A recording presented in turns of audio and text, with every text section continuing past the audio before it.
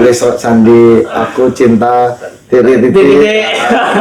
Gimana caranya anak pramuka ini bisa tetap melestarikan bahasa sendiri itu pakai bahasa daerahnya masing-masing. Contohnya di Bali berkomunikasinya tuh tetap pakai bahasa daerah. Kebijakan baru dari Menteri Pendidikan ya, yang baru tuh kok ya mungkin bisa dikoreksi kalau salah, pramuka yang nggak jadi ekstrakurikuler wajib lagi. Itu cukup berdampak sih sama pembelajaran ekstrakurikuler pramuka di sekolah-sekolah. Halo teman-teman, selamat datang di Skill Hub bersama saya Deva. Dan kali ini kita ada kedatangan tamu istimewa nih teman-teman. Mungkin teman-teman yang kuliah di ITB Stikom Bali jurusan bisnis digital mungkinnya udah pada tahu ya beliau ini siapa. Mungkin bisa kenalan Kak dulu Kak. Ya, halo Kak Deva, halo semuanya, kenalin. Nama aku Fatur Maeda Rangga, kalau di kampus biasanya dipanggil Kak Rangga atau Mas Rangga. Aku yaitu mahasiswa aktif di ITB Stikom Bali jurusan bisnis digital. Kalau di kampus aku lagi aktif menjadi ketua umum Hima Prodi Bisnis Digital tahun 2024. Nah mungkin bisa dijelasin dulu nih Kak Rangga ini latar belakangnya apa sih? Latar belakang, yang pertama aku mahasiswa aktif. Terus kalau kegiatan-kegiatan tuh aku ada lagi mengajar pramuka di beberapa sekolah yang ada di Denpasar. Gitu sih. Pantes bajunya baju gini ya, baju ala-ala pembina ini juga tokonya ada tulisan pembina gitu, asik. Oh ya Kak, mungkin bisa cerita dulu nih, saya agak kepo juga nih. Kakak nih perjalanannya kakak di dalam dunia pramuka nih gimana sih? Kalau perjalanannya aku dulu tuh kayak cuman iseng-iseng berhadiah aja gitu sebenarnya. Dulu tuh zaman SD nih, tahun berapa? Tahun 2008, 2006 tuh. Ada aku lagi jenuh di kelas dan ya namanya SD kan main bolos apa gitu. Terus ada di sekolah tuh buka seleksi tentang seleksi jambore buat mewakili sekolah. Nah, itu aku mikir gimana caranya aku bisa biar nggak ikut pelajaran, gimana aku ikut ke seleksi itu aja. Jadi ya kita ke seleksi biar nggak ikut pelajaran gitu. Ternyata waktu iseng-iseng buat yang niatnya buat bolos malah kepilih jadi anggota jambore sekolah buat mewakili sekolah di jambore. Nah dari situ udah mulai perjalanan aku di pramuka sampai sekarang gitu. Wih, keren. Oh iya, istilahnya berarti kakak ini nggak jauh ya dari siswa-siswa lain ya, pengen bolos kelas ya, tapi berkedok dispen gitu ya. Aduh. Aku memanfaatkan ruangnya. Oke. Oh ya BTW.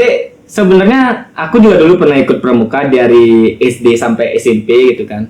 Tapi ya itu sih ikut pramuka agak sedikit bisa dibilang bukan gimana ya, bisa dibilang agak sedikit terpaksa karena memang pada saat itu pramuka itu kayak diwajibkan gitu. Nah, boleh aku nanya Kak ya, apa sih motivasi kakak itu ikut dalam dunia pramuka selain yang dikesampingkan yang tadi ya, yang pengen bolos berkedok dispen itu ya? Motivasi gue ya sebenarnya tuh dulu ya waktu itu dalam setiap lingkungan sosialku tuh ternyata aku menemukan jati diriku sesungguhnya itu di pramuka. Jadi kalau di pramuka tuh aku bebas berekspresi seperti apa aja gitu di pramuka. Jadi kita nggak dituntut menjadi orang yang ini yang itu yang ada seperti sana. Cuman ketika udah di pramuka kita bebas untuk bereksplorasi apapun yang kita suka di sana gitu. Nah kalau saya lihat kan kegiatan pramuka ini kan agak sedikit menantang gitu Kak. Ya Kak ya, kayak lagu Ninja Hattori itu, mendaki gunung, melewati lembah gitu Kak ya. Jadi apa sih tantangan-tantangan yang kakak hadapi selama kakak bergelut di dunia pramuka ini Kak? Tantangan ya tadi itu seperti yang bilang Ninja Hattori itu kan di pramuka kan lebih sifatnya bersinggungan sama alam. Jadi kadang kalau khususnya waktu SD kan masih kecil dan kita sudah dituntut untuk kemah tuh jauh dari orang tua, jauh dari kenyamanan di rumah. Nah, gimana cara kita beradaptasi dengan lingkungan baru yang jauh dari fasilitas kenyamanan yang ada di rumah gitu. Jadi kita dituntut untuk buat tidur sendiri, masak sendiri buat makan, terus lebih bersinggungan dengan alam, dia tidak terlalu kotor. Karena kan kalau dulu kan becek dikit, aduh kotor sih. Kalau di pramuka tuh tak boleh gitu, jadi kita biasa aja gitu. Apalagi sekarang dunia modern ini kita biasanya kalau dari orang tua tuh dituntut untuk hidup higienis, kita nggak pakai sandal di luar aja kan udah kayak cuci kakinya ini pakai sabun gitu sampai iya digosok-gosokin gitu kan. Ketika kita ikut pramuka ya mau kena lumpur ini ya dikit ya mau udah gimana biasa gitu. cuman lumpur dikit aja Ya makan sehari-hari gitu. Terus juga dari makan juga mungkin kakak pernah ngerasain, aku juga dulu pernah ngerasain jadi kemah gitu kan. Kebetulan kemah ini satu tenda nggak ada yang bisa masak gitu kan, jadi kayak kokinya koki sana itu kan bikin nasi goreng kecapnya banyak itu pahit rasanya, tapi ya apa ya serunya itu di situ ya, dia kayak apa ya jadi kayak pengalaman lucu gitu, pengalaman baru gitu ya. Apalagi kita kan sebagai seorang lelaki gitu kan harus kuat juga ya, nggak harus boleh siap, dan harus bisa segalanya lah dituntut. ya nggak boleh menyi-menyi gitu kan ya istilahnya. Tapi kalau dari kakak sendiri bagaimana tuh cara kakak mengatasi tantangan-tantangan tadi? Ya kalau aku lebih harus siap beradaptasi sih. Kayak kan jadinya tuh kita dituntut untuk siap di medan apapun. Jadi kayak kita kalau emang harus bersinggungan sama orang dewasa, ya kita harus siap menjadi apa bilangnya bergaul dengan orang dewasa. Jadi kadang ada tuh beberapa hal yang bersinggungan antara kehidupan dewasa sama kehidupan remaja atau dulu kan kalau waktu kecil kan. Jadi aku harus untuk bisa sama mereka. Jadi, karena interaksiku sama orang banyak, nggak sama seumuran aja. Jadi itulah yang mungkin tantangannya yang lebih besar itu. Jadi berkomunikasi entah itu sama orang yang seumuran atau sama orang yang memang lebih tua gitu kak ya. Jadi ada batasan respect itu kan sama semuanya kakek cacet kan biasa. Ya. Jadi kalau lebih tua kan kita nggak boleh kayak gitu. Nah di pramuka tuh ada itu. Jadi karena kita lingkungannya tidak sama seumuran aja tapi sama semua umur. Jadi kita harus dia tuntut untuk bisa beradaptasi lah, bisa menjaga komunikasi dengan segala usia gitu. Jadi secara tidak langsung pramuka ini juga ngasih kakak skill-skill yang sebenarnya itu bukan yang diajarkan tapi kakak belajar dari lingkungan pramuka itu gitu ya. Ya. Yang ilmu yang nggak ada ilmu pelajaran yang di sekolah, itu kita dapatkan di sana. Gitu ya. Tapi kalau pramuka itu kan banyak tuh ajarannya kayak mungkin ada ajaran Morse, simpul segala macam tuh. Menurut kakak apa yang paling susah gitu kak, paling menantang gitu yang bikin kakak kadang-kadang kan guru pramuka kan agak tegas kan kayak dimarah gitu hukum gitu mungkin disuruh nyanyi di depan gitu. Kalau aku tuh sih belajar sandi ya kayak Morse sandi itu. Kayak dulu tuh aku mikirnya kayak kita udah di zaman modern udah ada komunikasi yang lain kayak WhatsApp, Facebook, Instagram dan lain-lain gitu kan. Cuman Morse itu kan sejatinya itu dulu sebuah alat komunikasi buat berpesan ke orang. Tapi sandi itu ada yang tahu, cuman kita yang tahu. Kayak itu tuh buat apa sih belajar sandi, Morse gitu. Nah, aku baru tahu sekarang kalau emang itu perlu dan penting. Jadi kayak ada bahkan kalau di tentara itu rasanya ada sandi darurat tuh. Sandi darurat tuh yang pernah ada nggak diagram yang garis naik turun. Nah itu ternyata tuh ada bacanya, ada bisa dibaca. Itu maksudnya. Tapi sandi ini istilahnya itu berguna ya, sangat berguna di dunia militer ya. Kan kalau di dunia real life gitu kan, di dunia biasa sehari-hari kepake enggak? Misalnya kalau lagi nyontek itu kan pakai tek gitu. Bisa ini sih. ini jawabannya gitu. Bisa sih mungkin kayak mode-mode doi kan gitu. Mode doi. Tulis sandi aku cinta titik. Tapi kira-kira dong ini bisa baca nggak? Tergantung. Kalau adanya anak pramuka juga mungkin bisa. Berarti gini kak, kakak tuh ngasih suratnya tuh harus dipaketin sama ngasih buku saku gitu, masukin dalam amplop. Paketan. Kasih buku saku pramuka yang 5.000 tuh yang kotak kecil. Apa sih? Oh ya, kalau menurut saya sendiri kak ya, kalau di pramuka itu pengalaman paling berkesan yang saya dapat itu sih dari kemah sih, paling seru gitu kemah kak ya. Tapi ya gitu, kemah tuh menurut saya tantangan yang paling menantang itu adalah toiletnya. Jadi saya biasanya sebelum kemah itu kak ya, saya sembahyang dulu misalnya, ya Tuhan semoga saya nggak berak.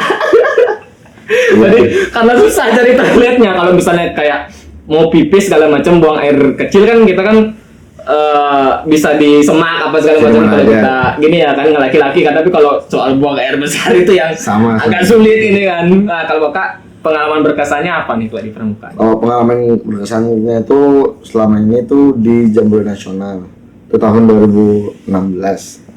Soalnya Jambore Nasional tuh yang khusus penggalang ya, itu dibilangnya tuh sekali seumur hidup karena itu kan cuma 5 tahun sekali, dan SD kita kan 6 tahun.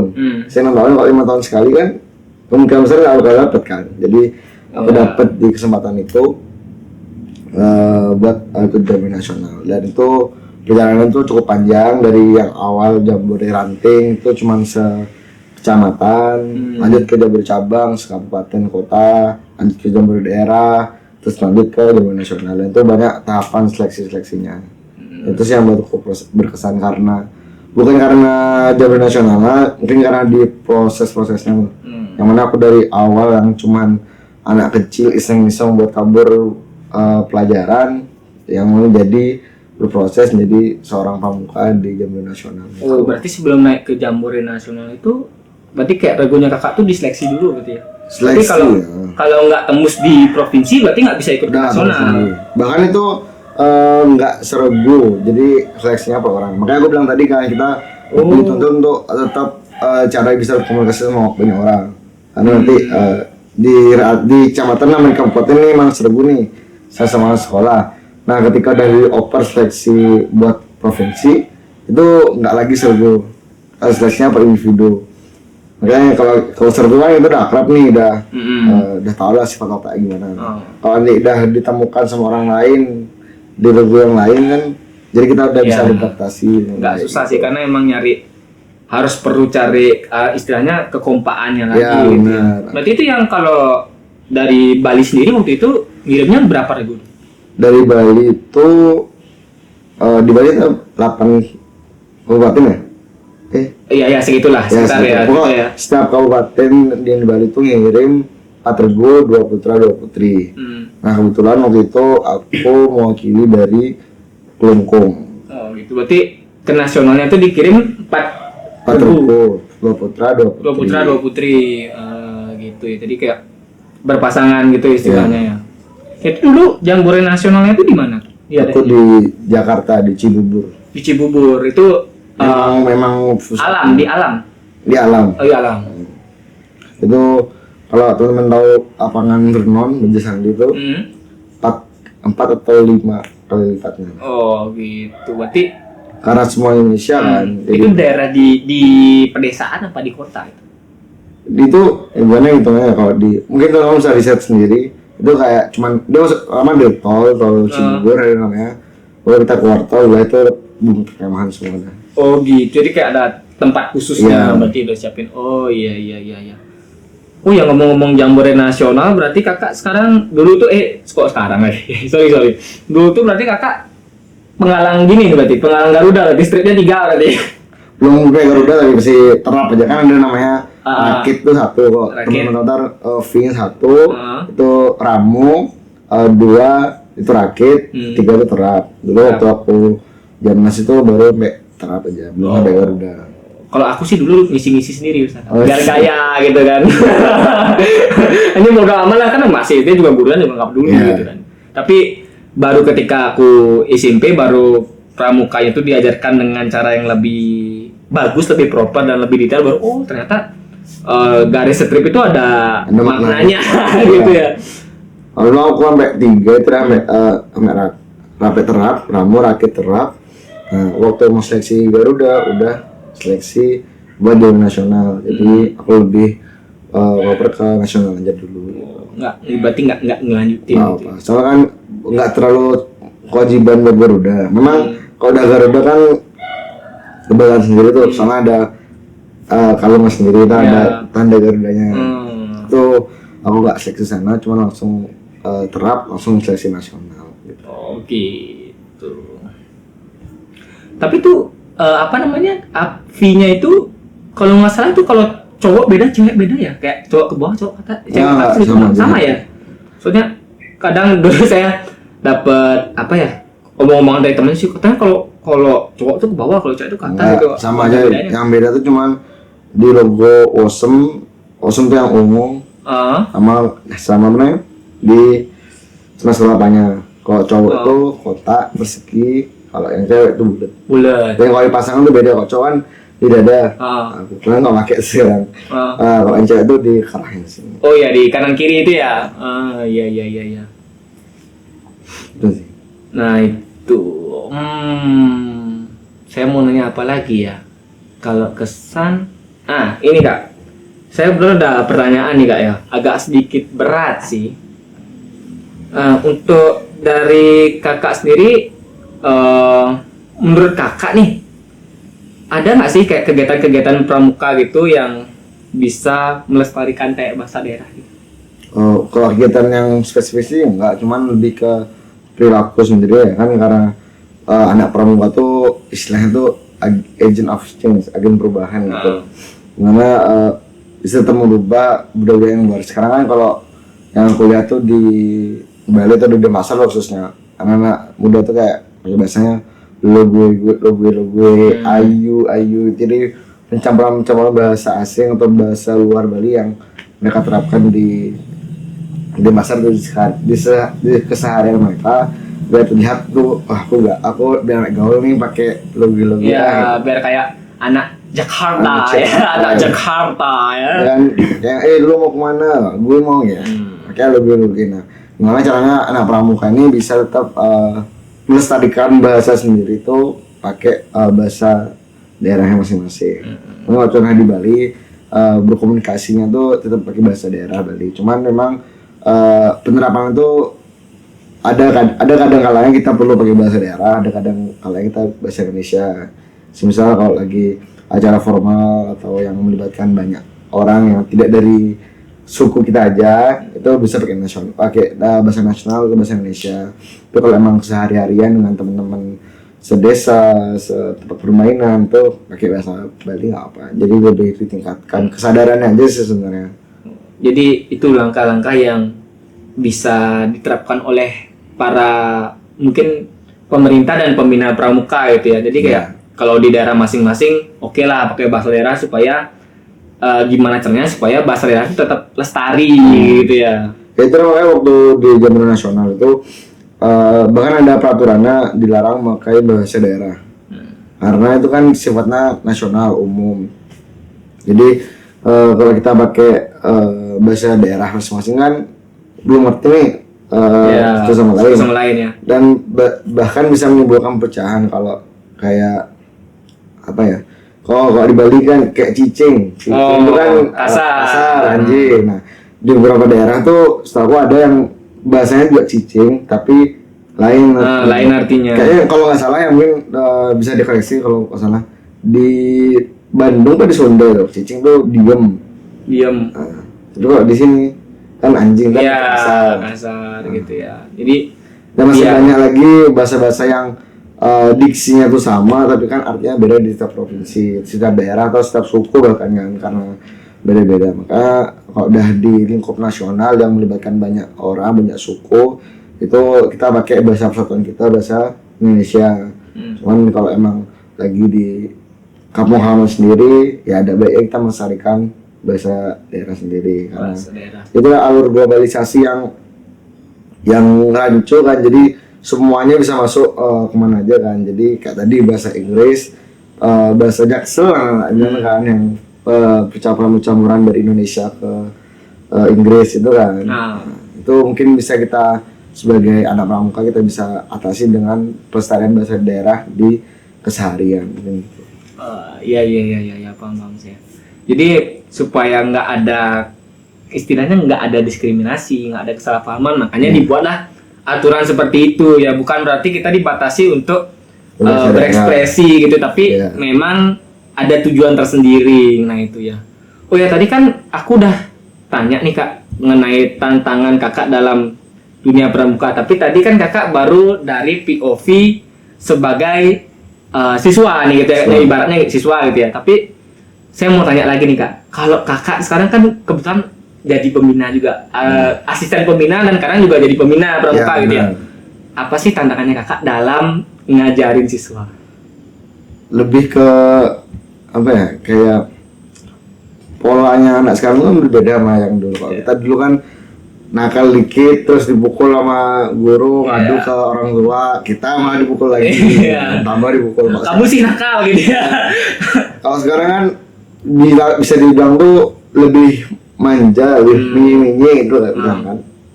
Itu sejadinya ada di beberapa sekolah yang aku ajar itu pertama contohnya kayak LKBB.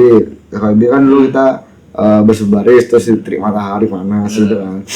Nah itu mau harus tetap. Sekarang tuh pasti duka ngeluh panas, ada pura-pura pingsan, bawa sakit. Nah, kayak mentalitinya tuh yang kayak sekarang tuh kurang. Iya, Sama apalagi kebijakan baru dari Menteri Pendidikan ya.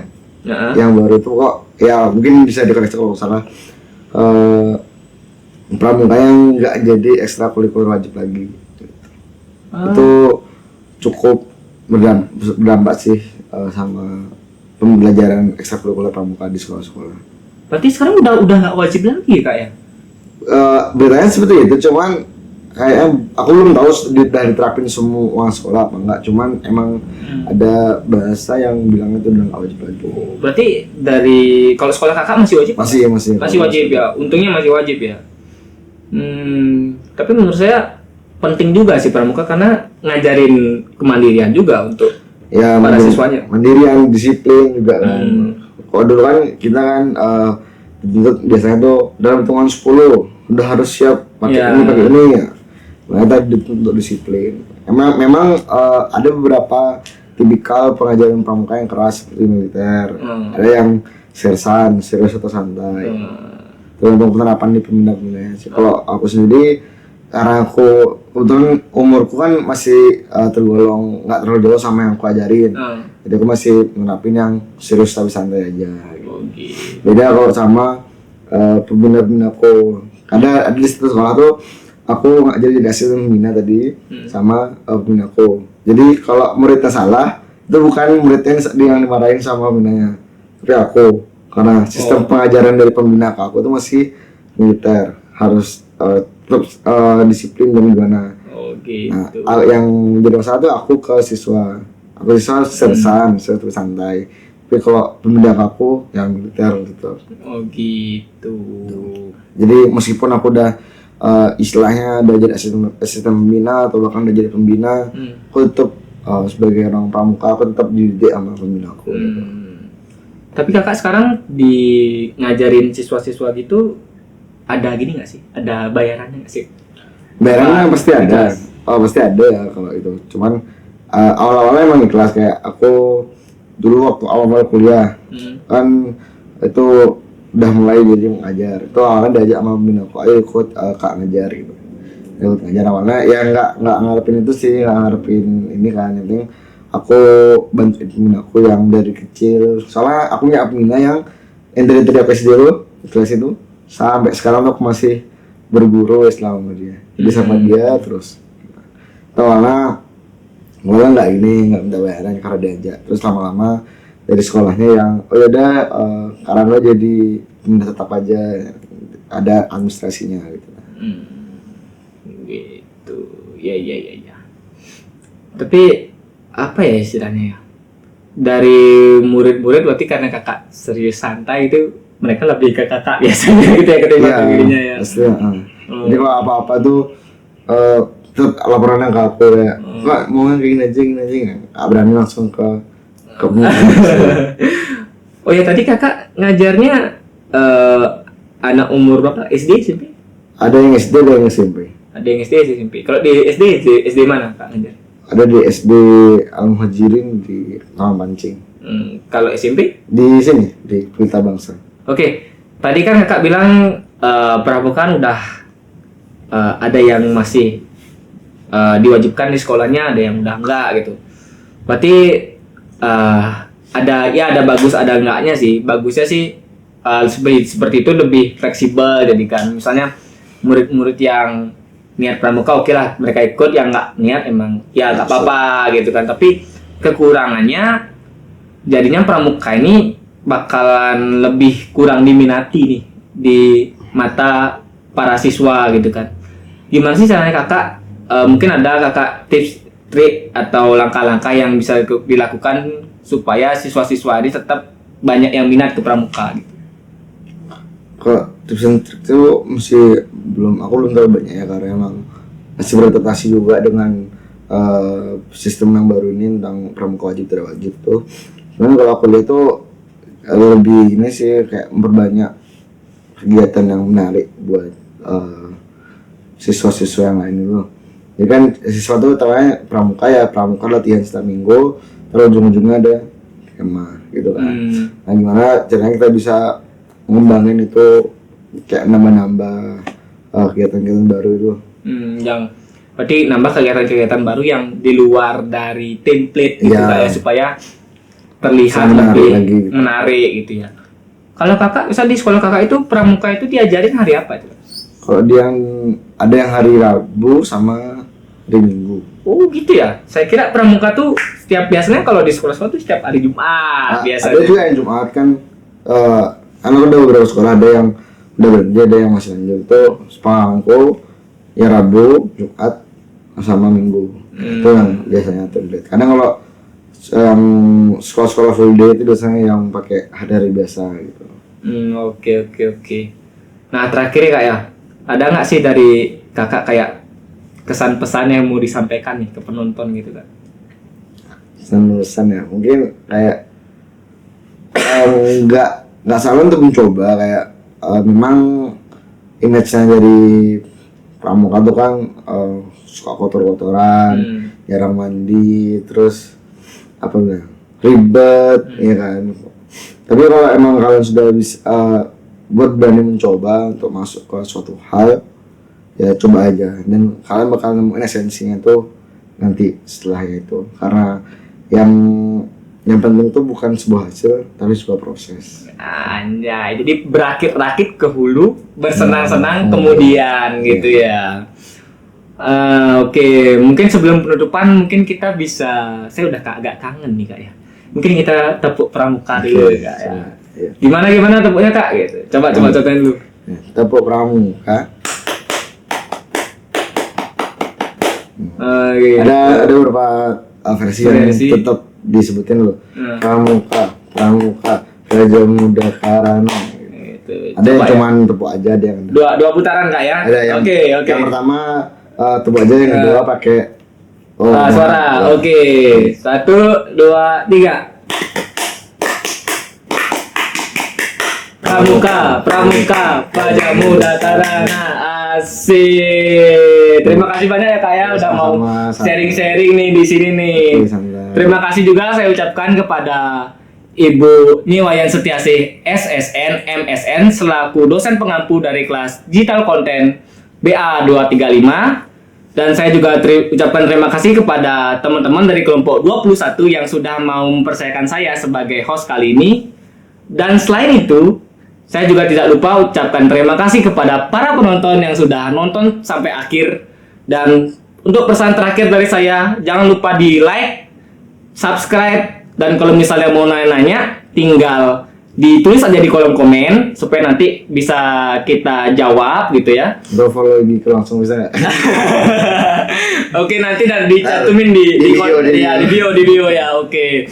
Dan kalau kalian mau misalnya tertarik dengan konten-konten kami, kalian bisa pencet juga loncengnya supaya nanti ketika ada konten baru gitu langsung masuk ke notif kalian gitu ya. Oke, sekian dari kami. Dadah. Terima kasih.